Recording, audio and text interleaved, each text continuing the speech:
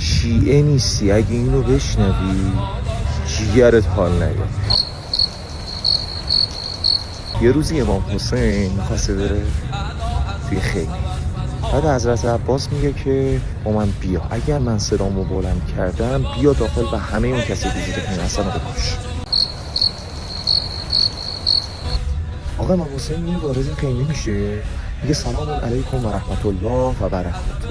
هیچ جواب سلامشو نمیده. اون وقت امام حسین به اونها میگه که من از جدم رسول الله شنیده بودم که اگر به جمع مسلمین وارد شدی و جواب سلامتو ندادن، بدون قطعا و یقینا و بدون شک تو رو خواهد کشت.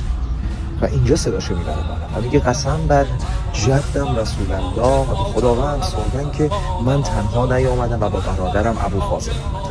اون لحظه همش رو یه صدا گفتن علیکم السلام یا ابا عبدالله. روایات جعلی ایداد. حاجی نظر مثبتت در مورد کوچ دست جمعیتون به سوپر اپلیکیشن روبیکا چیه؟ بریم گمشیم. حاجی کی به کیه؟ یه روز یزید داشت میرفت توی خیمه، به تو ربطی نداره کدوم خیمه. از اونجایی هم که در جریان این کسخل منم. سوپرمن رفیق خودش هم با خودش بود، گفت سوپرمن من اگر داد زدم بلند حرف زدم بیا تو. سوپرمن هم گفت حل حاجی. رفت تو وارد خیمه شد، یزید داد زد هر کی نگه آلبالو.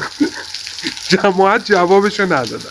خیلی عصبی شد، گفت جدم گفته اگر وارد جمعی شدی و گفته هر کی نگه آلبالو کسی جوابت نداد قطعا میخوام بهت تجاوز بکنم. این دفعه بلند گفت هر کی نگه آلبالو. سوپرمن با دیلدو واقع شد. تو اونا همه گفتن آلبالو آلبالو.